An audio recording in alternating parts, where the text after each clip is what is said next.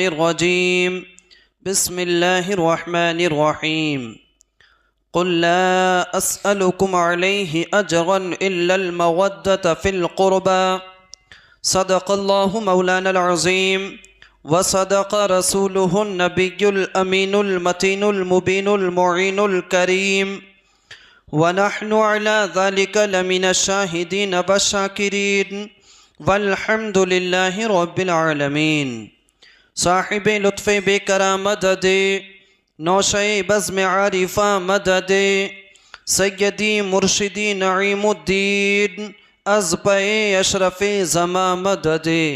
दुरूद पाक पढ़ लीजिए। अल्लाहुम्मा सल्लि अला सय्यदिना व मौलाना मुहम्मदिन व बारिक व सल्लिम सल्लु अलैहि सलातुन व सलामुन अलैका या रसूल अल्लाह सल्लल्लाहु तआला अलैहि वसल्लम।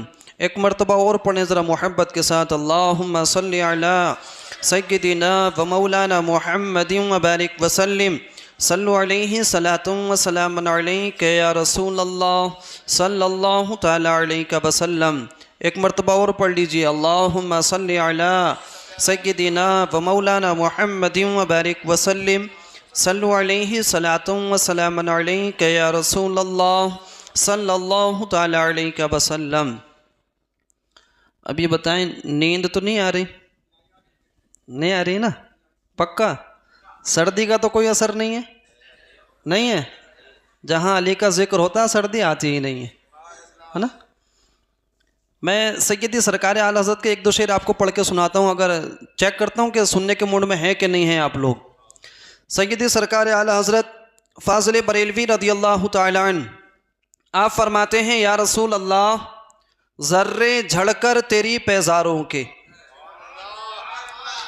या रसूल अल्लाह ज़र्रे झड़कर तेरी पैज़ारों के, या रसूल अल्लाह ज़र्रे झड़कर तेरी पैज़ारों के ताजे सर बनते हैं सैयारों के। साल बाद 13 रजब को आप पैदा हुए। हज़रत इमाम जाफ़र सादिक़ रज़ियल्लाहु तआला अन्हु आपकी पैदाइश 17 रबीउल अव्वल 80 या 83 हिजरी, 80 को या 83 हिजरी को इमाम जाफ़र सादिक़ पैदा हुए। लेकिन इमाम जाफ़र सादिक़ रज़ियल्लाहु तआला अन्हु आपका विसाल 15 रजब को हुआ है। गौर और फिक्र करने की बात यह कि अल्लाह तबारक व तआला ने कुरान पाक में जो हुजूर के घर वालों से मोहब्बत करने का हुक्म दिया और हम उन्हीं की मोहब्बत में आज यहां जलवा फरमा है। हुजूर के घर वालों से मोहब्बत करते हैं, इसी का सबूत देने के लिए दारुल उलूम में चले आए। इमाम जाफ़र सादिक़ रज़ियल्लाहु तआला अन्हु ये हुसैनी भी हैं और सिद्दीकी भी हैं। आज लोग क्या होता है ना, सहाबा को अलग करके बताते हैं, अहले बैत को अलग करके बताते हैं। सहाबा को अलग कर दिया, अहले बैत को अलग कर दिया। अहले बैत वाले कहते हैं कि सहाबा ऐसे थे, जो सिर्फ सहाबा को मानते वो कहते हैं अहले बैत ऐसे थे। लेकिन हम सुन्नी सही उल अकीदा, हमें सही नजरिया, सही डायरेक्शन, शरीयत का सही रास्ता हमारे मुजद्दिद सैयदी सरकार आला हजरत ने बताया। आप फरमाते ना, अहले सुन्नत का है बेड़ा पार, असहाबे हुजूर नज्म है और नाव है इतरत रसूलुल्लाह की। हम सहाबा से भी मोहब्बत करते हैं और अहले बैत से भी मोहब्बत करते हैं। जो लोग हजरत अबू बकर सिद्दीक और हजरत अली को अलग अलग करके बताते हैं, यूट्यूब पर देखते होंगे कितना बड़ा फितना है। नाम तो उसका अल्लाह यारी है, लेकिन असल में वो नल्ला यारी है। हसन अल्लाह यारी, वो तो शेखैन करीमैन को कुछ मानते ही नहीं है। इमाम जाफ़र सादिक़ रज़ियल्लाहु तआला अन्हु जिनका आज विसाल का दिन है, इमाम जाफ़र सादिक़ रज़ियल्लाहु तआला अन्हु अगर आपका नसब देखा जाए तो जरा जहन को थोड़ा करीब करके सुनना। इमाम जाफर सादिक रदियल्लाहु ताला अन्हु का नसब क्या है? हजरत अबू बकर सिद्दीक रदियल्लाहु ताला अन्हु, इनके दो बेटे हैं। कितने? जोर से बताएं। इनके दो बेटे, पहले बेटे का नाम मोहम्मद बिन अबू बकर, दूसरे बेटे का नाम अब्दुर रहमान बिन अबू बकर। कितने बेटे? दो बेटे। इधर जो पहले बेटे मोहम्मद बिन अबू बकर हैं, इनके बेटे, उनका नाम है कासिम बिन मोहम्मद बिन अबू बकर। यानी पहले कितने बेटे अबू बकर सिद्दीक के? दो बेटे, जिसमें पहले बेटे मोहम्मद बिन अबू बकर और दूसरे बेटे अब्दुर रहमान बिन अबू बकर। इधर पहले बेटे जो हैं मोहम्मद बिन अबू बकर, इनके बेटे हैं कासिम बिन मोहम्मद बिन अबू बकर। इधर जो दूसरे बेटे अब्दुर रहमान बिन अबू बकर हैं, इनकी बेटी हैं हजरत अस्मा बिनते अब्दुर रहमान बिन अबू बकर। समझ आया? अबू बकर सिद्दीक के कितने बेटे? दो बेटे। पहले बेटे मोहम्मद बिन अबू बकर और मोहम्मद बिन अबू बकर के बेटे कासिम बिन मोहम्मद बिन अबू बकर। दूसरे बेटे हजरत अबू बकर सिद्दीक के अब्दुर रहमान बिन अबू बकर सिद्दीक और इनकी बेटी हजरत अस्मा बिनते अब्दुर रहमान बिन अबू बकर। इन दोनों का रिश्ता हुआ। सबसे नीचे वाले जो हैं मोहम्मद, हजरत कासिम बिन मोहम्मद बिन अबू बकर, और इधर हजरत अस्मा जो हैं, इन दोनों का निकाह हुआ। इन दोनों का निकाह हुआ। जब दोनों का निकाह हुआ, इन दोनों से एक बेटी पैदा हुई। किससे? कासिम बिन मोहम्मद बिन अबू बकर और इधर अस्मा बिनते अब्दुर रहमान बिन अबू बकर। इन दोनों का जब निकाह हुआ, इनसे बेटी पैदा हुई। उस बेटी का नाम है हजरत उम्मे फरवा। क्या नाम है? हजरत उम्मे फरवा। यह आपका मां की तरफ से नसब है, और बाप की तरफ से देखा जाए तो सबसे पहले मौलाए कायनात, सबसे पहले हजरत अली के दो बेटे हजरत इमाम हसन और इमाम हुसैन। इधर इमाम हुसैन के बेटे इमाम ज़ैनुल आबिदीन और इधर इमाम ज़ैनुल आबिदीन के बेटे इमाम मोहम्मद बाकर। इधर कासिम बिन मोहम्मद बिन अबू बकर, अस्मा बिनते अब्दुर रहमान बिन अबू बकर। इनसे जो बेटी पैदा हुई उसका नाम क्या है? हजरत उम्मे फरवा।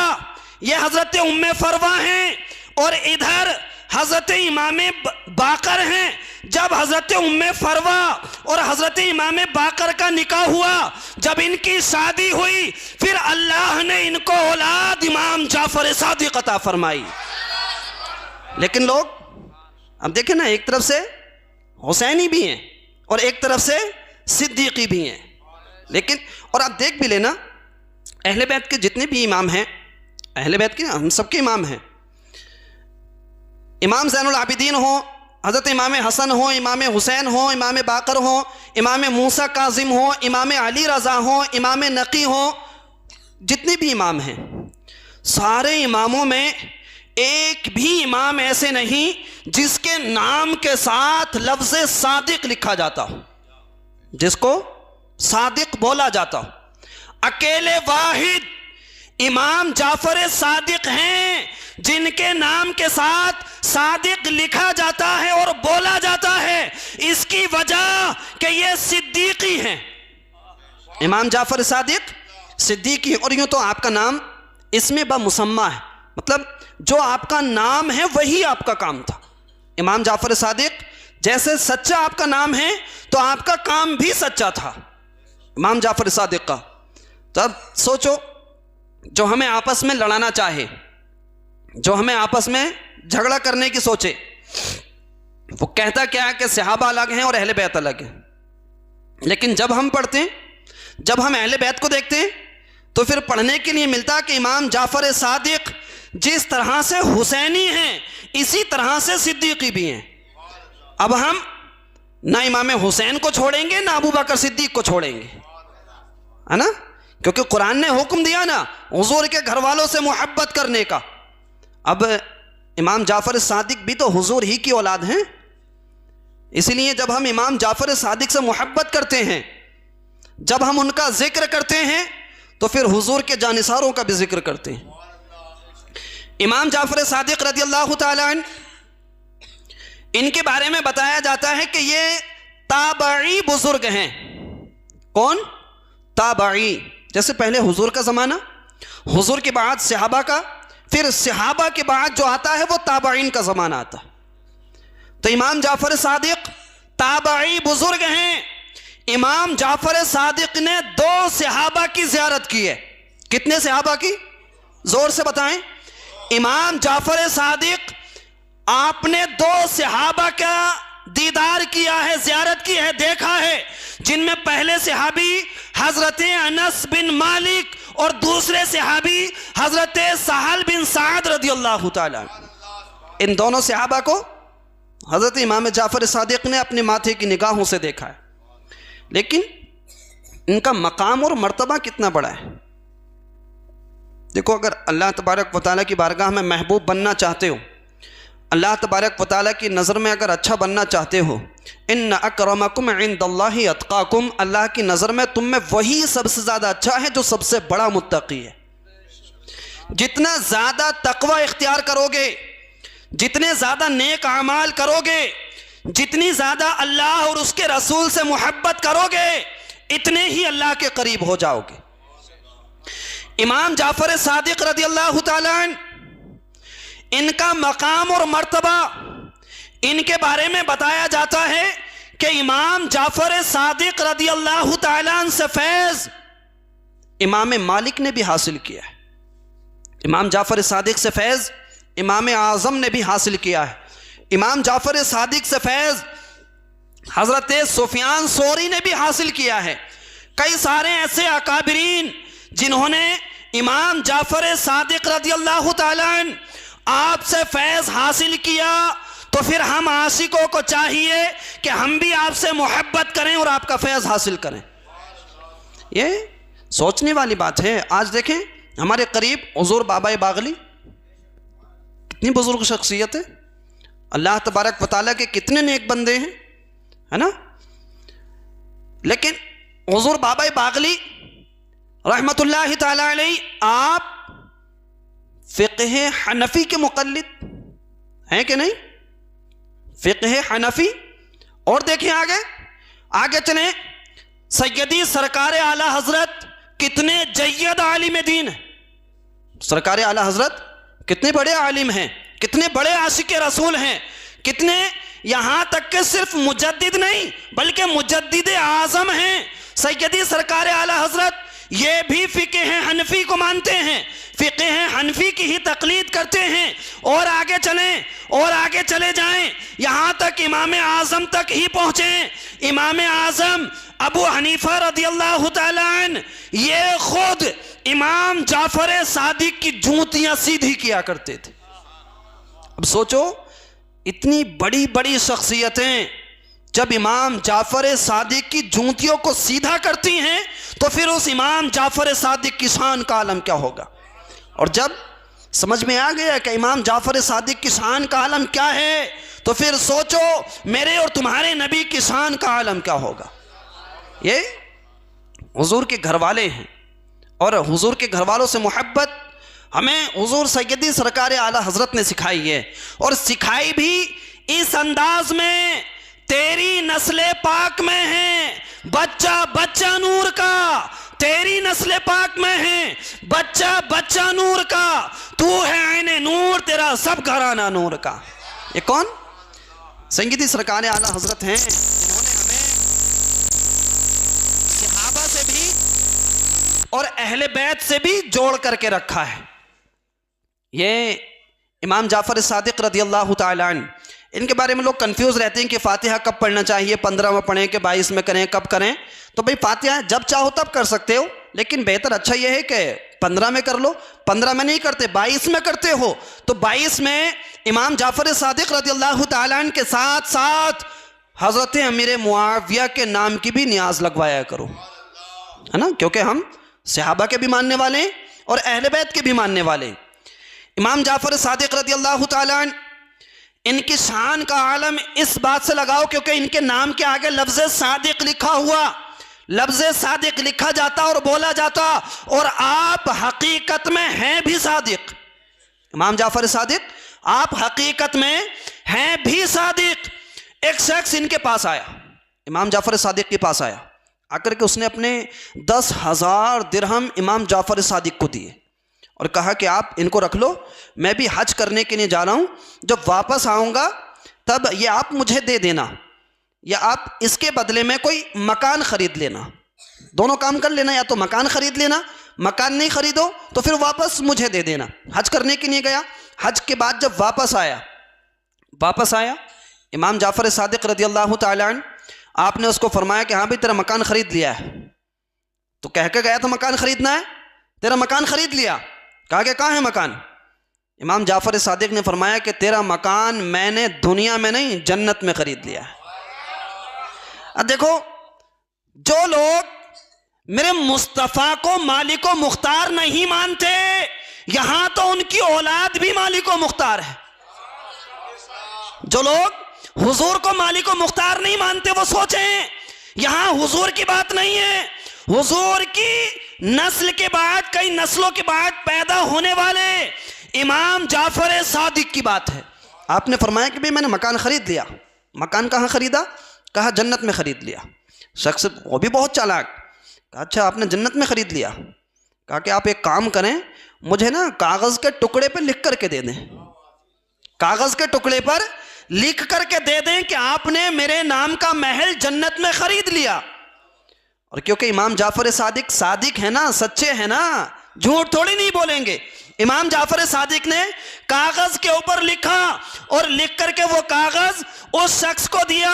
वो अपने घर गया, उसने अपने घर वालों को वसीयत की कि जब मेरा इंतकाल हो जाए, जब मैं मर जाऊं, जब मुझे मौत आ जाए, जब लोग मुझे नहला धुला कर कब्र के अंदर उतारें, तो इस कागज़ के टुकड़े को मेरी कब्र के अंदर रख दें। वसीयत की। एक दिन ऐसा आया कि उसका इंतकाल हुआ। जब वो मर गया, इंतकाल के बाद तदफीन की गई और दफन करते वक्त वो कागज़ का टुकड़ा जिस पर इमाम जाफ़र सादिक ने लिखा था कि तेरा महल मैंने जन्नत में खरीद लिया है, वो कागज़ का टुकड़ा कब्र के अंदर रखा गया। कब्र को ऊपर से तख्ते लगा दिए गए, कब्र बना दी गई। अगले दिन क्या देखते हैं कि जो कागज़ का टुकड़ा इमाम जाफ़र सादिक ने लिखकर उसको दिया था, वही कागज़ का टुकड़ा उसकी कब्र के ऊपर है और उस पर लिखा हुआ था कि इमाम जाफ़र सादिक ने जो दुनिया में फरमाया था कि मैंने तेरा महल जन्नत में खरीद लिया है, मैं अपने उस महल में पहुंच गया हूं। कौन है ये?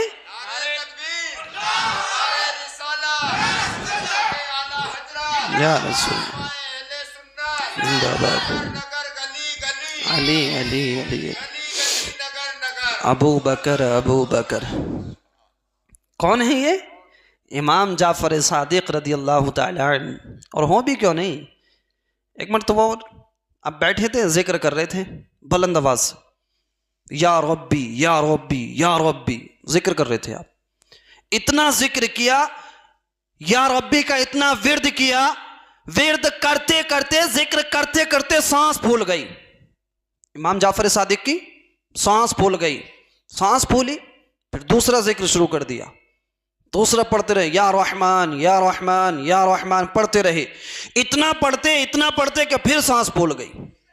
जब सांस फूल गई, उसके बाद फिर दूसरा विर्द शुरू किया, या अरहमर राहिमीन या अरहमर राहिमीन पढ़ते रहे यहां तक कि फिर सांस फूल गई। जब सांस फूल गई, फिर दूसरा विर्द शुरू किया, या हय्यु या क़य्यूम या हय्यु या क़य्यूम। इस तरह से अलग अलग वज़ाइफ पढ़ते रहे, विर्द करते रहे। सांस फूलती जाती, दूसरा विर्द शुरू कर देते। जब जिक्र से फारिग हुए, जिक्र से फारिग होने के बाद इमाम जाफ़र सादिक ने अपने हाथों को अल्लाह की बारगाह में बुलंद किया, अपने हाथों को आसमान की जानिब बुलंद किया और उठा करके अल्लाह से दुआ की कि ऐ मौला, मैं अंगूर खाना चाहता हूं। क्या? अंगूर खाना चाहता हूं। मौला अंगूर खाना चाहता हूं और मेरे पास कपड़े पुराने हो गए, मुझे नए कपड़े दे दे। किससे दुआ कर रहे हैं? अल्लाह से। अल्लाह से दुआ की, जिक्र से फारिग हुए, दुआ की कि मौला मैं अंगूर खाना चाहता हूं, मेरे कपड़े पुराने हो गए, मुझे नए कपड़े दे। जो शख्स ये सारा माजरा देख रहा था वो शख्स कहता है कि अल्लाह की कसम, अभी इमाम जाफर सादिक ने अपने हाथों को नीचे नहीं किया, बारगाहे इलाही से अंगूर और नए कपड़े इमाम जाफर सादिक की बारगाह में आ गए थे। अभी हाथों को नीचे नहीं किया। जब आ गए, अंगूर भी आ गए, अंगूर की टोकरी आई, कपड़े आ गए, तो ये शख्स कहते हैं कि भाई मैं भी चला गया इमाम जाफर सादिक के पास। गया और मैंने कहा कि भाई इसके अंदर मेरा भी हिस्सा, मैं भी खाऊंगा। और मैं इसलिए खाऊंगा क्योंकि जब आप दुआ कर रहे थे तब मैं आमीन कह रहा था। जब आप दुआ कर रहे थे तब मैं आमीन कह रहा था, मैं भी खाऊंगा। इमाम जाफर सादिक ने फरमाया कि भाई आइए, अल्लाह का नाम लीजिए, बिस्मिल्लाह कीजिए, शुरू हो जाइए, क्योंकि सादिक हैं। बिठाया, अल्लाह का नाम लेकर खाना शुरू किया, बिस्मिल्लाह पढ़ी, खाना शुरू किया। अंगूर खाता रहा वो शख्स, इतना कि खूब शेर होकर, यानी खूब पेट भर के खाए। जब पेट भर के अंगूर खा लिए तब यही बंदा कहता है कि अल्लाह की कसम, मैंने जिंदगी में अंगूर तो बहुत खाए थे, लेकिन जो जायका इन अंगूरों में था वो दूसरे अंगूरों में नहीं मिला। यही शख्स कहता है कि जब हम अंगूर खा के फारिग हो गए तब इमाम जाफर सादिक, क्योंकि ये अभी इमाम जाफर सादिक के नाम को नहीं जानता था, उनसे कहा कि बुजुर्ग साहब, मैं इमाम जाफर सादिक ने उससे कहा कि आप जरा थोड़ा अलग हो जाइए, मैं जरा अपने कपड़े चेंज करना चाहता हूँ, अपने कपड़े बदलना चाहता हूँ। ये शख्स कहता है कि मैं थोड़ा अलग हुआ। इमाम जाफर सादिक के पास 2 चादरें आई थी, आपने एक को ओढ़ लिया और एक का तहबंद बना लिया, और जो पुरानी थी उनको ले लिया, साथ ले लिया, और फिर अपने सफर पर निकल गए। और ये शख्स जो देख रहा था इमाम जाफर सादिक के पीछे पीछे चल रहा है, देख रहा है कि ये जाएंगे कहां, ये तलाश में है कि ये हैं कौन, जिनकी बारगाह में खुद अंगूरों का टोकरा चल करके आता, जिनके लिए नए नए कपड़े आ जाते, ये हैं कौन। ये अंगूर साथ में खाए और साथ में खा करके इतना उनका आशिक और दीवाना हो गया कि उनके पीछे पीछे चल रहा है, पीछे पीछे, कि मैं देखूं ये है कौन, पहचानूं, कोई मुझे बताए कि ये है कौन। चलता रहा, चलता रहा। इमाम जाफर सादिक के सामने एक शख्स आया और उसने आकर के कहा कि भाई मुझे कपड़ों की ज़रूरत है, आप मुझे कपड़े दो। इमाम जाफर सादिक ने जो कपड़े उतारे थे वो कपड़े उस साइल को दे दिए, जिसने सवाल किया था उसको वो अपने पुराने कपड़े दे दिए। कपड़े देकर चलते रहे, आगे चलते रहे। ये जो पीछे पीछे आ रहा था इसने उस शख्स से पूछा जिसको इमाम जाफर सादिक ने अपने कपड़े दिए थे कि भाई ये अल्लाह वाला है कौन, ये बंदा है कौन जिसने तुम्हें कपड़े दिए हैं। तो कपड़े लेने वाले शख्स ने पूछने वाले को जवाब दिया कि नादान, तो जिसके लिए पूछता है, तो जिसके बारे में जानना चाहता है, सुन, ये मोहम्मद अरबी का बेटा है। कौन है? मोहम्मद अरबी का। तो इनकी शान ये है कि इनके लिए अंगूर आ जाते हैं, इनके लिए नए नए कपड़े आ जाते हैं, और आएंगे भी क्यों नहीं, हजरत इमाम हुसैन के लिए तो पहले ही आ चुके, है ना।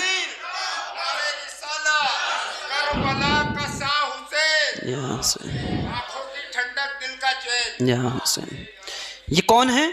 इमाम जाफर सादिक रदी अल्लाह तआला अन्हु। तो मोहब्बत करें अहले बैत से भी और सहाबा इकराम से भी, क्योंकि ये महफिल हज़रत मौलाए कायनात करमल्लाहु तआला वजहुल करीम आपकी तरफ भी मंसूब है। हज़रत अली रदी अल्लाह तआला अन्हु आपकी जब विलादत हुई, जब 13 रजब को आप पैदा हुए, क्योंकि मशहूर तो यही है कि आपकी विलादत काबा में हुई, है ना, लेकिन बहुत सारे मुहक्किकीन ऐसे हैं कि जिन्होंने मना भी किया। लेकिन ये कोई इतना हैवी मसला नहीं है कि साहब लोगों को बताया जाए कि नहीं यही था, यही था। सबकी अपनी अपनी अलग अलग तहकीक। लेकिन जब हज़रत अली रज़ी अल्लाह तआला अन्हु पैदा हुए, पैदा होने के बाद आंखें नहीं खोलते, पैदा तो हो गए लेकिन आंखें नहीं खोलते। मौरख़ीन फरमाते हैं कि इनको पैदा हुए लगभग 3 दिन हो चुके थे, लेकिन आपने आंखें नहीं खोली। परेशान कि पत्नी आंखों में बीनाई है कि नहीं, आंखों से देख पाएंगे कि नहीं, परेशान। लेकिन जब यही मौलाए कायनात मेरे मुस्तफ़ा की आगोश में आए, जब यही हजरत अली हुजूर की गोदी में आए, हुजूर की गोदी में आते ही हजरत अली ने अपनी आंखें खोली और अपनी आंखें खोलकर इस रुए जमीन पर सबसे पहले चेहरा वद्दुहा की ज़ियारत की थी। वो शेर पढ़ते नहीं है, दुनिया को देखना भी गवारा नहीं किया जब तक अली ने देखा नहीं चेहरा रसूल का। वो इसीलिए आप जब पैदा हुए सबसे पहले आपने मेरे और तुम्हारे नबी के रुख अनवर को देखा था। ये हजरत अली रदी अल्लाह ताला अन्हु। लेकिन मैं बस 5-10 मिनट में आपको ये बताना चाहता हूं कि बहुत सारे लोग ऐसे हैं जो आपको ये कहते हुए मिलेंगे कि भाई सबसे पहले खलीफा या सबसे अफजल हजरत अली हैं। लोग ये आपको कहते हुए मिलेंगे, गुमराह करेंगे। जैसे मिसाल के तौर पे वो आपको हदीस बताएंगे। हदीस में देखो भाई ये है कि अना मदीनतुल इल्म व अलीयुन बाबुहा, मैं इल्म का शहर हूं और अली उसका दरवाजा। तो अल्लाह का शुक्र है, ये हदीस तो देखो हमने अभी भी बयान कर दी, ये तो हमने अभी भी पढ़ करके सुना दी। हम अहले बैत से मोहब्बत करते हैं, हजरत अली के गुलाम हैं, उनके आशिक हैं, हम मानते हैं कि अली दरवाजा हैं। लेकिन क्या आप बताइए सामने सिर्फ दरवाजा है? अल्लाह के रसूल की पूरी हदीस है, अना मदीनतुल इल्म व अबू बकरिन असासहा। हुजूर फरमाते हैं मैं तो इल्म का शहर हूं, लेकिन इसकी बुनियाद हजरत सैयदना अबू बकर सिद्दीक है। कौन है? हजरत अबू बकर सिद्दीक। हुजूर फरमाते हैं कि मैं इल्म का शहर, अबू बकर सिद्दीक उसकी बुनियाद, उसकी नींव, उसकी जड़, और उमर फारूक आजम उसकी दीवारें हैं, और उस्मान ज़ुन्नुरैन उसकी छत हैं। फिर आया नंबर अली का, फिर फरमाया कि अली उसका दरवाजा। तो हम पूरी बिल्डिंग को मानने वाले हैं, सिर्फ दरवाजे को मानने वाले नहीं हैं। अब जिसको सिर्फ दरवाजा दिखाई दे उसकी आंखों की रोशनी कम हो गई। जिसको इतनी बड़ी इमारत दिखाई नहीं दे रही, इतनी बड़ी बिल्डिंग दिखाई नहीं दे रही, सिर्फ दरवाजा दिखाई देता है, मतलब उसकी आंखों की रोशनी खत्म हो चुकी है। तो हम हजरत अली को लेकर इफरात और तफरीत करने वाले नहीं हैं। हजरत अली को उनके मकाम और मर्तबे से आगे बढ़ाने वाले नहीं हैं, ना उनके मकाम और मर्तबे से उनको कम करने वाले। हम शरीयत की हद में रहकर, शरीयत के दायरे में रहकर हजरत अली से मोहब्बत करते हैं। और क्यों नहीं करें? फरमाया गया हजरत अली रदी अल्लाह ताला अन्हु, आपकी मोहब्बत किसकी? जोर से बताएं। हजरत अली की मोहब्बत ईमान की असल है। क्या है? ईमान की असल हजरत अली की मोहब्बत। यूं भी आप सुनते रहते हैं कि मोमिन कभी अली से बुग़्ज़ नहीं रखता और मुनाफिक कभी अली से मोहब्बत नहीं करता। हम हजरत अली से मोहब्बत करके ये सबूत देते हैं कि हाँ भाई हम मुनाफिक नहीं हैं, है ना, मोहब्बत करते हैं, मोमिन हैं, हजरत अली रज़ी अल्लाह ताला अन्हु। लेकिन बहुत सारे लोग इन्हीं को लेकर के लॉलीपॉप देते हैं कि देखो वो तो ऐसे थे, ऐसे थे, हुजूर ने उनके बारे में ऐसे कहा। कहते हैं ना गदीर खुम वाली जो हदीस है, हुजूर पाक सल्लल्लाहु अलैहि वसल्लम ने जो फरमाया हाथ उठाकर कि जिसका मैं मौला हूँ उसके अली मौला है। सुभान अल्लाह। किसने फरमाया? हुजूर पाक ने, कि जिसका मैं मौला हूँ उसके अली मौला हैं। इसी बात को लेकर लोग कहते हैं कि देखो भाई हुजूर ने हजरत अली का हाथ उठा करके कहा था। क्या? हाथ उठा करके कहा कि जिसका मैं मौला हूं उसके अली मौला हैं। तो क्या इस एंगल से देखें तो क्या हजरत अली सबसे ज्यादा अफजल हो जाएंगे? इस एतबार से देखें, हुजूर ने जो गदीर खुम के मौके पर हजरत अली का हाथ उठा करके कहा कि जिसका मैं मौला हूं उसके अली मौला हैं, क्या इस वजह से हजरत अली सबसे ज्यादा अफजल हो जाएंगे? अगर हाथ की ही निस्बत से देखना है, हाथ हुजूर पाक ने जो हजरत अली का उठाया अगर इसी वजह से देखना है तो फिर पढ़ो बैतुर रिजवान को, पढ़ो सुलह हुदैबिया को, जिस जगह पर मेरे मुस्तफ़ा के दस्ते मुबारक पर 1400 सहाबा ने बैत की थी। कितने? 1400 सहाबा ने बैत की। लेकिन उस वक्त अल्लाह के रसूल ने अपना सफ़ीर बनाकर हज़रत अली को मक्का शरीफ में भेज दिया कि जाओ उस्मान, जाकर के देखो वहाँ के क्या हालात हैं। हज़रत उस्मान गनी मक्का शरीफ में। इधर कहा कि भाई हुज़ूर पाक के सामने कहा गया कि उस्मान गनी को शहीद कर दिया, उस्मान गनी को लोगों ने मार दिया, उनको कत्ल कर दिया, शहीद हो गए। जब सारे सहाबा हुजूर के हाथ पर बैत कर चुके, तब मेरे मुस्तफ़ा ने अपने हाथ को आगे बढ़ाया और हाथ को आगे बढ़ाकर 1400 सहाबा के सामने फरमाया कि मेरे सहाबा, ये उस्मान का हाथ है, और ऊपर से अपना हाथ रखा और फरमाया कि ये मेरा हाथ, मतलब नीचे उस्मान का हाथ और ऊपर मेरा हाथ, मैं अब उस्मान की बैत करता हूं। अब देखो, इधर गदीर खुम के मौके पर हुजूर पाक ने हजरत अली का हाथ उठाया था, लेकिन सुलह हुदैबिया में बैतुर रिजवान के मौके पर आमिना के लाल अपने हाथ को उस्मान गनी का हाथ बता रहे हैं। अब समझ में आया कि नहीं? बताओ, हजरत अली का हाथ अफजल है कि उस्मान गनी के बारे में हुजूर ने कहा कि ये मेरा हाथ उस्मान गनी का हाथ है, तो हजरत अली का हाथ ज्यादा अफजल कि हुजूर का हाथ ज्यादा अफजल? किसका? हुजूर का। और पूछो भाई, आप क्यों उनको इतनी फजीलत देते हैं हजरत अली को? तो कहते हैं कि साहब ऐसा बात है कि हजरत अली रज़ी अल्लाह तआला अन्हु आपके निकाह में हुजूर की शहजादी, हुजूर की बेटी हैं हजरत सैयदा फातिमतुज़ ज़हरा। बड़े फख्र के साथ बताते हैं कि साहब हजरत अली रज़ी अल्लाह तआला अन्हु हुजूर पाक के दामाद हैं। तो अल्हम्दुलिल्लाह हम भी मानते हैं कि दामाद हैं, हम भी मानते हैं कि फातिमतुज़ ज़हरा के शौहर हैं, हम भी मानते हैं कि हाँ इमाम हसन और हुसैन के बाबा हैं हजरत अली रज़ी अल्लाह तआला अन्हु। अगर तुम इसी हैसियत से देखते हो, इसी निस्बत से देखते हो कि हजरत सैयदा फातिमतुज़ ज़हरा रज़ी अल्लाह तआला अन्हा जो आपका निकाह हजरत अली से हुआ, अगर तुम इस वजह से फजीलत देते हो तो फिर तारीख को पढ़ो। मेरे मुस्तफ़ा ने अपनी 2 बेटियों का निकाह हजरत उस्मान ज़ुन्नूरैन से किया। किससे? तो इधर तो हजरत अली के निकाह में हुजूर की एक ही बेटी हैं, लेकिन उस्मान गनी के निकाह में तो हुजूर की 2 बेटियां। ये सैयद सरकार आला हजरत फाजिल बरेलवी रज़ी अल्लाह तआला अन्हु फरमाते हैं, नूर की सरकार से। किससे? नूर की सरकार से पाया दोसाला नूर का। किसके बारे में? उस्मान ज़ुन्नूरैन रज़ी अल्लाह तआला अन्हु आपके ताल्लुक से लिखते हैं कि नूर की सरकार से, यानी हुजूर पाक से पाया दोसाला नूर का, यानी 2 बेटियों को पा लिया। नूर की सरकार से पाया दोसाला नूर का, हो मुबारक तुमको ज़ुन्नूरैन जोड़ा नूर का। तो फिर हजरत अली रज़ी अल्लाह तआला अन्हु इधर तो आपके निकाह में एक ही हैं, लेकिन इधर हजरत उस्मान गनी के निकाह में 2 बेटियां।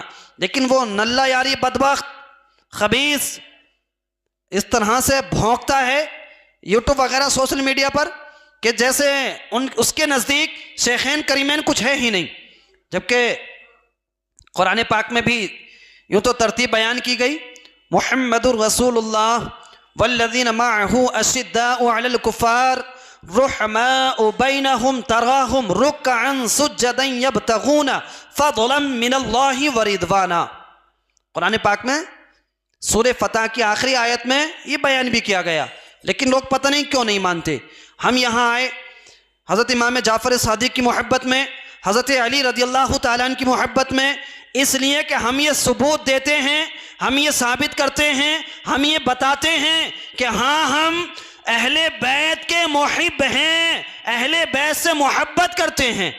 लेकिन हकीकत में अहले बैत की मोहब्बत तभी काबिल कबूल होगी जब हम उनके बताए हुए कवानीन पर अमल करेंगे, जो उन्होंने फरामीन दिए, जो उन्होंने फरमाया, जो उन्होंने बताया, जिस तरह से उन्होंने हमें ज़िंदगी गुजारने का तौर तरीक़ा सिखाया।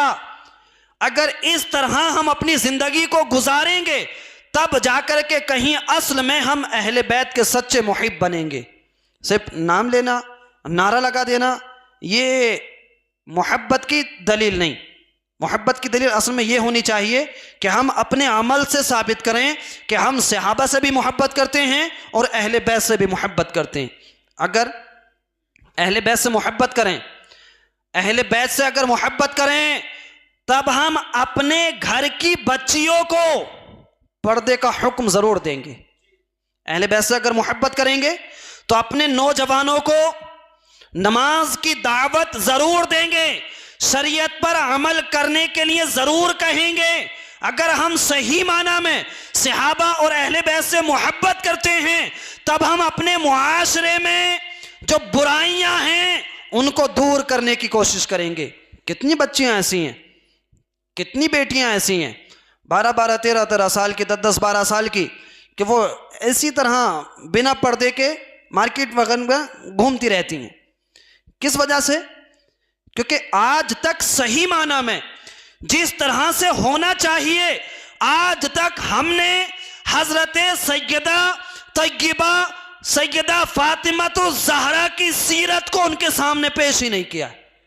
हमने हजरत फातिमा तो ज़हरा, हजरत शहरबानो, हजरत सकीना, हजरत रुबाब, हजरत खदीजा, मतलब जितनी भी मस्तूरात हैं जिन्होंने शरीयत पर अमल किया, आज तक हमने सही माना में उनके सामने उनकी जिंदगी को पेश नहीं किया। अगर हम अपने घर की औरतों को, अपने घर की बेटियों को, अपने घर की बच्चियों को हजरत फातिमा तो ज़हरा की सीरत को पढ़ा दें, उनकी तारीख सुना दें, उनकी सीरत पर अमल करना सिखा दें, तो हमारी बेटियां मर तो जाएंगी लेकिन बगैर पर्दे के बाहर नहीं आएंगी। हम इसीलिए हजरत सैयदा फातिमा तो ज़हरा आपका पर्दा अगर पढ़ेंगी, हमारे घर की खवातीन, हमारी बहन बेटियां, माएँ बहनें अगर पर्दे के बारे में जानेंगी, तो मेरे इमाम का एक ही शेर उनकी जिंदगी बदल देगा। जिसके आंचल को न देखा महो महर ने, उस रिदाए नज़ाहत पे लाखों सलाम। अगर हम इस तरह अपने घर की बहन बेटियों को पर्दे का हुक्म दें, शरीयत की सही तालीमात उन तक पहुंचाएं, तब हमारे घर की बहन बेटियां मर जाएंगी लेकिन किसी गैर मुस्लिम के साथ शादियां नहीं करेंगी। कितना देखें, किस तरह से कितनी मुस्लिम बच्चियां ऐसी जो दूसरे मजहब में जाकर के शादियां कर चुकी।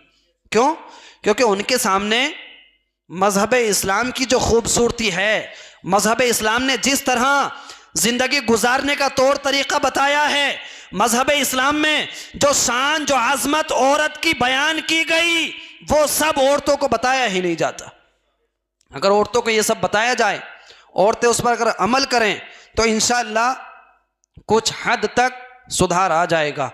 इसी वजह से, इसीलिए ताकि औरतों तक भी दीन पहुंचे, औरतें भी दीन सीखें, औरतें भी शरीयत मुताहरा के मुताबिक अपनी जिंदगियों को गुजारें, इसी वजह से हर इतवार को खानकाहे कादरिया में औरतों की मिलाद रखी गई है।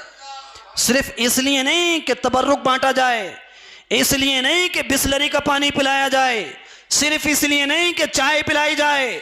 असल मकसद वहां आना यह होता है कि जो वहां आए वो सीरत फातिमा तो ज़हरा लेकर के जाए।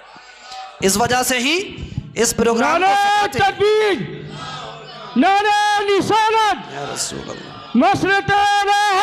जिंदाबाद, बस्ती बस्ती तरिया तरिया, ताजो शरिया ताजो शरिया, हम सबकी बसिस्ता जरिया, नारे तकबीर। बस आखिरी बात सुन लें, अगर हम सब अपने अपने घरों के खुद जिम्मेदार हो जाएं, तब क्या हमारे घरों में कुछ सुधार आएगा कि नहीं? लेकिन हम इंतजार किस चीज का करते हैं कि साहब पहले वो सुधरेगा तब मैं सुधरूंगा, है ना? मतलब पहले इस काम को वो करेगा तब मैं करूंगा, जब नमाज पढ़ने वो जाएगा तब मैं जाऊंगा। मतलब जो भी काम है पहले दूसरे का इंतजार करता है, पहले दूसरे को देखता है कि ये करेगा तब मैं करूंगा। सबसे अच्छी अगर पहल करना है, अगर शुरू करना है किसी जगह किसी चीज में इनकलाब लाना, तो शुरुआत अपने आप से करो, फिर इंशाअल्लाह सुधार पैदा हो जाएगा। अगर हम खुद जितने यहाँ हैं अपने ही घरों में कंट्रोल करें, अपनी ही, भले ही 2 साल की बच्ची हो, भले ही 1 साल की बच्ची हो, उसको पूरा लिबास अगर पहनाएं, उसको अगर पूरे कपड़े पहनाएं, होता क्या शुरू शुरू में जब बच्चियां छोटी छोटी होती हैं, 2-4 साल की, 5-6 साल की, 7-8 साल की, तो शौक में छोटे छोटे कपड़े पहना देते हैं। कुछ कहो भाई पूरे कपड़े पहनाओ, अरे बच्ची है अभी हो जाएगा, कर लेगी, है ना। मतलब शुरू शुरू से जब से वो पैदा हुई तब से लेकर 8-10 साल तक उसको छोटे कपड़े पहनाए जाते हैं। अब जब 8-10 साल तक उसने छोटे कपड़े पहने, जब उसकी आदत बन गई छोटे कपड़े पहनने की, जब वो जवानी की दहलीज को पहुंची, अब उससे कहते हैं कि पर्दा करो। क्या जिसकी आदत ही शुरू से ऐसी बना दी हो, जिसके जहन में ही शुरू से छोटे कपड़े पहनना बसा दिया गया हो, क्या वो बड़ी होकर पूरे कपड़े पहन लेगी? अगर ये चाहते हो कि हमारी माए बहनें भी पर्दा करें हर एतबार से, तो पर्दे की आदत शुरू से ही डालो। हजरत सकीना है शायद, ये कुरान पाक की तिलावत कर रही थी, इनके सर से दुपट्टा हटा, दुपट्टा हट गया, इनकी वालिदा देख रही और गई, जाकर के दुपट्टा ढक दिया और कहा कि बेटा अगर नंगे सर होते ना तो फिर तुम्हारे नाना नाराज हो जाते। क्या होता है?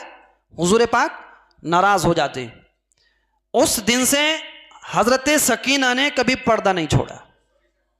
यार सोचने वाली बात है, हम और आप तो 1450 साल के बाद हैं, 1450 साल, इतने 1450 साल में कितने फितने आए होंगे, कैसी कैसी हमने अपने आंखों से मंजर देखे हैं, कैसे कैसे हालात हमारे सामने आते जाते हैं। पर्दा कितना अहम है इस बात से अंदाजा लगाओ कि कायनात के सबसे बेहतरीन मर्द जब थे, कायनात के सबसे बेहतरीन मर्द जब थे और कायनात की सबसे बेहतरीन औरतें जब थीं, आज किसी से पर्दा करने के लिए कहो तो साहब के भाई तुम किसी की नजरों को थोड़ी नहीं जानते हो, उसके दिल में क्या तुम जानते थोड़ी हो, है ना। कायनात के सबसे बेहतरीन मर्द, कायनात की सबसे बेहतरीन औरतें, जब इनके लिए पर्दे का हुक्म आ गया तो हमें तो बदरजे ओला करना चाहिए। जब सहाबा और सहाबियात के लिए पर्दे का हुक्म, जब हुजूर के अज़वाज के लिए पर्दे का हुक्म, तो फिर हमें भी चाहिए कि हम भी अपने माँ बहन बेटियों को पर्दे का हुक्म करें। अगर हम पर्दे का हुक्म देंगे, क्योंकि एक ही औरत है 4 मर्दों को जहन्नम में लेकर के जाएगी, और वो मर्द उसका भाई भी हो सकता है, बाप भी हो सकता है, बेटा भी हो सकता है, शौहर भी हो सकता है, वो 4 हो सकते हैं। और हम किसी का भाई भी हैं, किसी के बाप भी हैं, किसी के बेटे भी हैं, किसी का शौहर भी हैं। हम अगर चाहते हैं कि अगर मुआशरे में सुधार हो जाए तो सबसे पहले खुद से शुरू कर दें। खुद से शुरू करेंगे, कोई आपको देखेगा, उसमें बदलाव आ जाएगा, उसमें बदलाव आ जाएगा। लेकिन शुरू करने के लिए अपने आप से पहल करना। और ये पहल करने के बारे में बताया अरबाज ने कि जिलानी मिशन को अकेला ही चलाने की कोशिश कर रहा है। तो जिलानी मिशन कोई, देखो अगर एकजुट होकर अपनी कोई तंजीम बना करके काम करोगे आसानी रहेगी, जितनी ज्यादा जुड़ के रहोगे इतनी ज्यादा आसानी रहेगी। हजरत शेख सादी रहमतुल्लाहि ताला अलैहि आप फरमाते हैं कि इख्तलाफ मौत है और इत्तेहाद जिंदगी है। एक साथ मिलकर के रहना ये जिंदगी है, और अलग अलग बिखर करके रहना ये मौत है। और आपने मिसाल भी दी, आपने बताया भी कि आप कोई कंकर पत्थर उठाओ और उठा करके कुत्ते को मारो, वो कुत्ता भाग जाएगा क्योंकि कुत्ता अकेला है। और वही कंकर पत्थर उठाओ और उठा करके मधुमक्खी के छत्ते पर मारो तो वो मधुमक्खियां भागेंगी नहीं, बल्कि मारने वाले का पीछा करती हैं। वजह क्या है? कुत्ते के मारा वो भाग गया, मधुमक्खी के मारा वो पीछा कर रही, क्योंकि कुत्ता अकेला रहता है और मधुमक्खियां साथ रहती हैं, इसलिए वो मारने वाले का पीछा कर रही। अगर एक साथ रहोगे, किसी चीज में इनकलाब लाना चाहोगे, किसी चीज को बदलना चाहोगे, तो सबसे ज्यादा जरूरत नौजवानों तुम्हें आगे आने की है। वरना जिनकी उम्रें 35-40 प्लस हो गई हैं ना, वो तो ये भी कर लो, वैसा भी कर लो, ये भी सही है, वो भी सही है, इसी तरफ चल रहे हैं। अगर इनकलाब लाना है, खाते गांव में सैयदी सरकार आले हजरत के मिशन को आगे बढ़ाना है, तो सबसे पहले जवानों तुम्हें आगे आना होगा। जैसे आज आगे आए, ये प्रोग्राम रखा और इसमें दीन सीख लिया, इसी तरह से कहीं पर भी हम जो चाहेंगे वो कर लेंगे इंशाअल्लाह। अल्लाह तबारक व तआला हम सबको दीन सीखने, समझने, इस पर अमल करने की तौफीक अता फरमाए, दीन की सही समझ अता फरमाए। मेरे कहने और सुनने में जो लग़ज़िशें हो गई हैं, अल्लाह तबारक व तआला उनको मुआफ़ फरमाए। कलमा तय्यबा पढ़ लीजिए, ला इलाहा इल्लल्लाहु मुहम्मदुर रसूलुल्लाह सल्लल्लाहु तआला